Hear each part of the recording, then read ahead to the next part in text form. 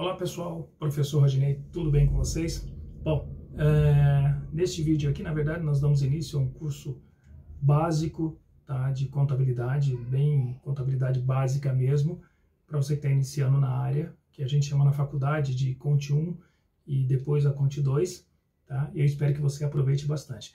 Vale lembrar o seguinte, que esse cursinho ao qual eu pretendo dar para você, que é uma coisa rápida, não vai ficar apenas e tão somente nesse vídeo. Se você notar, do lado aqui tem os outros tópicos que estão no meu canal. Então, qual que é a sugestão?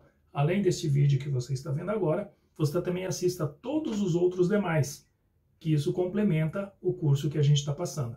Eu espero que tenha um bom aproveitamento. Não esqueça, inscreva-se no canal Professor Rodinei Finetti, tá, lá no YouTube. E espero que você goste, que você tenha bastante proveito disso. Forte abraço a todos. Bom, aqui nós temos a definição de contabilidade, que na verdade a tradução literária é a seguinte: através da contabilidade que você controla o patrimônio da sua empresa e que efetivamente você tem o controle econômico-financeiro dela. É através das demonstrações contábeis que você tem esse controle, né? Então, isso é a definição de contabilidade. Aqui são aqueles clássicos usuários da contabilidade, né? A quem possa interessar as informações contábeis: sócios, administradores, fornecedores, clientes, empregados, bancos, concorrentes, stakeholders, ou seja, quem tem interesse na empresa, o governo através da arrecadação dos tributos, entre outras pessoas, tá? Mas principalmente assim, a pessoa muito, mas muito interessada são os sócios administradores. Estes têm que ter a informação fidedigna na mão o quanto antes. Quem fornece isso? A contabilidade. Bom, aqui, na verdade, é que mora, que eu costumo dizer que o processador contábil, para você aprender contabilidade, está nessas operações aqui, tá? Que é a natureza das contas contábeis. Ou seja, o ativo, a natureza dele será sempre devedora, o passivo sempre credora, a receita sempre credora, a despesa sempre devedora. Ou seja, as contas do ativo, a natureza dela será sempre débito. Então, toda vez que você quiser aumentar uma conta do ativo, aumentar um bem ou direito seu, você faz o débito na conta. Quando você quiser diminuir um bem ou um direito seu, você faz um crédito. Idem para o passivo. Aumenta as suas dívidas, você faz um crédito na conta do passivo. Diminui as suas dívidas, você faz um débito na conta do passivo. Receita também. Quer aumentar as suas receitas? Crédito na conta da receita. Quer diminuir as suas receitas? Débitos. As despesas também. Débito para aumentar, crédito para diminuir. E aí você pergunta, poxa, mas por que isso? Porque quando foi criado o sistema contábil, o que acontece? As contas patrimoniais, ou seja, as contas de ativo e passivo, ela tinha correlação, ou melhor, não tem a correlação com a conta de despesa e de receita, que são as contas de resultado. O ativo sempre vai conversar com a receita e o passivo sempre conversa com a despesa. Então, assim, um débito e um crédito. Então, numa conta, quando você registrar um lançamento de receita, sempre será débito do ativo, sempre será crédito da receita. Uma conta, uma despesa, sempre será débito da despesa, crédito do passivo. Aqui nós temos as definições dos seus bens e direitos, ou seja, da sua riqueza, tá bom? Que são os bens permanentes de consumo, móveis e imóveis, corpóreos e incorpóreos e os seus direitos, tá bom? Mas vamos lá. Bens de consumo são aqueles bens que você tem, digamos assim, nós estamos falando aí do seu estoque, tá? Os bens móveis e os bens imóveis, falando efetivamente de um ativo imobilizado, os móveis são aqueles que você faz o transporte dele e ele não sofre, ou seja, você tira ele de algum lugar, ele não sofre ruptura, ele não sofre quebra, não sofre nada. Os imóveis não. Os imóveis são justamente aqueles que efetivamente eles estão plantados ao solo e que se você tirar de se você tentar tirar, ele vai sofrer deterioração, tá? Lembrando que quando a gente fala de bens do ativo imobilizado, são bens duráveis, ou seja, com mais de um ano, ele tem que durar mais de um ano, que aí sofre depreciação e tudo mais, mas é uma outra matéria que a gente vai ver lá na frente. E existem os bens corpóreos e incorpóreos. O que são os corpóreos? Tangíveis, aqueles que você consegue pegar. E que são bens incorpóreos? Os intangíveis são aqueles que têm valor econômico, mas você não consegue. O exemplo aí mais normal que podemos dizer dos intangíveis são os softwares, que as empresas que têm um valor agregado muito forte são as marcas e patentes, né? E os direitos, efetivamente, são os créditos que você tem a receber. Então, por exemplo, você vendeu o teu estoque, o contas a receber, é um direito que você tem. Ou, se não, o dinheiro que você tem no banco, está numa aplicação financeira, são os direitos, ok? Muito bem. Agora vamos fazer a classificação das contas do ativo. O ativo ele é subdividido em dois grandes grupos, né? O ativo circulante e o ativo não circulante. Como é que a gente coloca isso? É jogar em qualquer um? Não, não é assim que as coisas funcionam. Dentro do ativo circulante, ele também é subdividido, né, em disponibilidades e realizáveis. Como que eu devo saber o que é um e o que é outro? Bom, disponibilidade é aquilo que você já tem na mão, é aquilo que é muito mais fácil de você pegar, tá? Tradução, é o teu dinheiro, por exemplo. O que entra na disponibilidade? Que são o que a gente chama de caixa, ok? Que é, literalmente, o caixa, o banco e as aplicações financeiras. Ou seja, já é dinheiro. A única diferença é que um vai estar contigo, outro vai estar no banco e outro vai estar aplicado no banco. Mas é dinheiro, tá? Então, por isso que a gente chama de disponibilidades, tá? E na outra... o outro subgrupo do ativo circulante, que são os realizáveis. Como assim os realizáveis? É tudo aquilo que pode vir a ser transformado em dinheiro. Ah, mas existe uma ordem? Sim, também existe uma ordem para que você coloque essas contas. A primeira aqui são os clientes, ou seja, você já vendeu. O segundo são os estoques, tá? Que você tem o produto e ainda vai vender, e os impostos a recuperar, e aí sucessivamente se você tiver alguma outra coisa. Ok? Então, sempre assim, existe uma ordem para que você classifique as contas.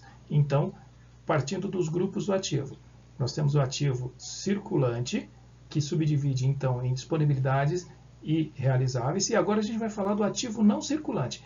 Quem são os ativos não circulantes? O primeiro é o realizável a longo prazo, é tudo aquilo que você tem direito, mas um direito de longo prazo, ou seja, mais de um ano que vai se realizar lá na frente. Tá? Você tem os investimentos, que são participações em coligadas e controladas, entre outras coisas, mas são investimentos que você não pretende se desfazer dele e que efetivamente vai demorar um tempo para que você realize ele, mas ele está ali. E imobilizado, como já havia dito anteriormente, imobilizado são seus bens duráveis, bens com mais de um ano, que ele dura mais que um ano.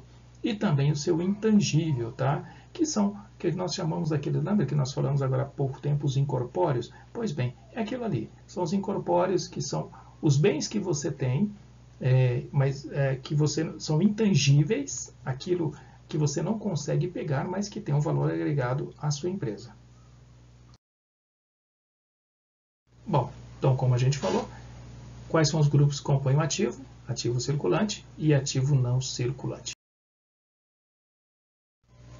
Aqui começa a pegar, né? Porque nós estamos falando agora das obrigações, ou seja, do passivo. O que nós devemos definir como passivo? A tradução é simples. Tudo aquilo que você tem de dívida, todas as suas dívidas estarão aqui elencadas no passivo. Mas nos próximos vídeos a gente pega e vai estar falando a respeito. Pois bem, agora que são as coisas. Onde vou classificar as contas do passivo? Ou seja, onde é que eu vou classificar as minhas dívidas? Pois bem, o passivo também, da mesma forma que o ativo, ele é composto também de passivo circulante e de passivo não circulante. O passivo circulante são as suas dívidas de curto prazo, aquelas dívidas que vencem rápido, tá? E dentro do passivo circulante também há mais subdivisões, que nós chamamos de exigibilidades, e dentro das exigibilidades nós temos as mais subdivisões. Quais sejam? Eu posso jogar qualquer conta no passivo, nas exigibilidades? Não, você não pode. Você tem que subdividir também as exigibilidades da seguinte forma. Primeiro, fornecedores a pagar. Por que fornecedores vêm em primeiro plano? Porque fornecedor vence dia 1º, dia 2, dia 3, dia 4, dia 5, dia 10, então assim, ele primeiro. Segundo, subdivisão da exigibilidade. São justamente as obrigações trabalhistas, aquela no 5º dia útil que você tem que honrá-las, né? Então, não tem como fugir.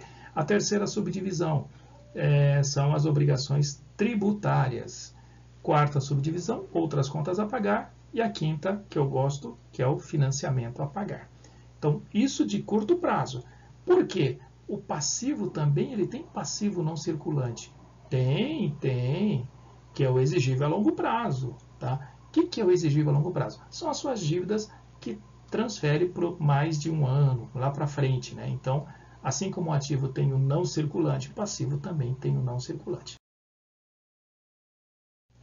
Pois bem, então nosso passivo, né? Então, subdivide-se em circulante e não circulante, como eu já havia dito. Bom, chegamos ao patrimônio.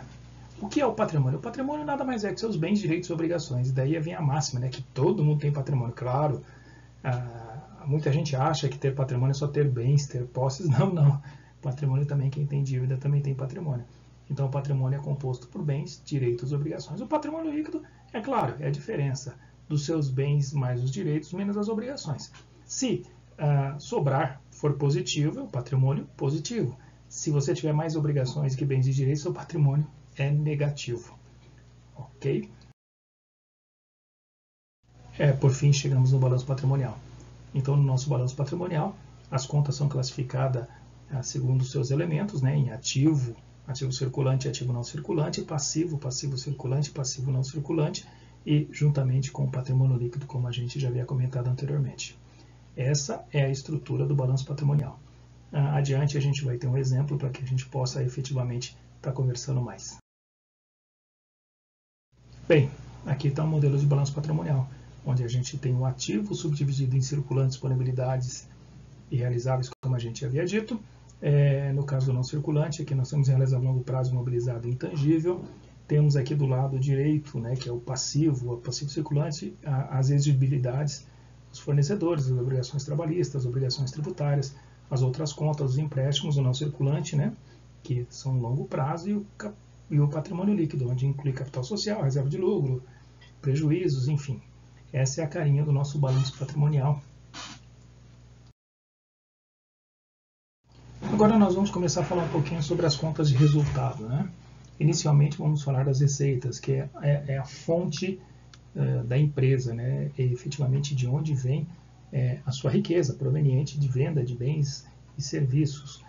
Na verdade é aqui que gera todo o recurso para suprir todos os demais.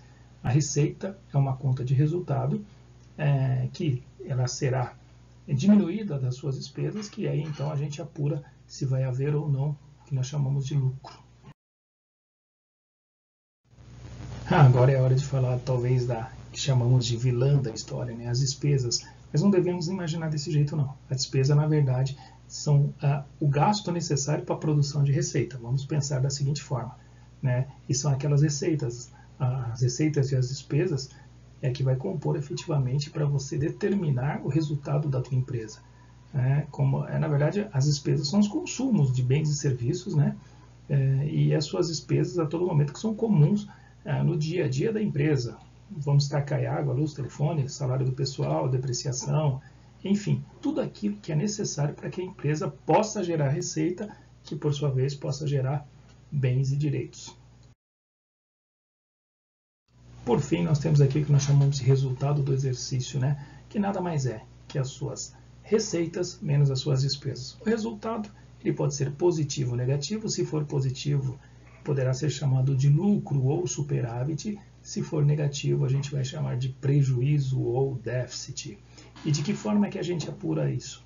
Vamos ver no próximo slide, que aí vai ficar bem claro para você. Pois bem, aqui está um exemplozinho de um modelo de DRE, né? Onde você tem as receitas e onde você tem as despesas. Então, no frigir dos ovos é isso. Você pega tudo que você está recebendo através da sua operacionalidade, né? No caso de vendas de serviços, tira todos os seus custos, tira todas as suas despesas, e lá, quase na última linha, onde tem aqui LAIR, né? Você efetivamente vê se você oferiu lucro ou não antes do imposto de renda. Porque temos mais esse detalhe, né?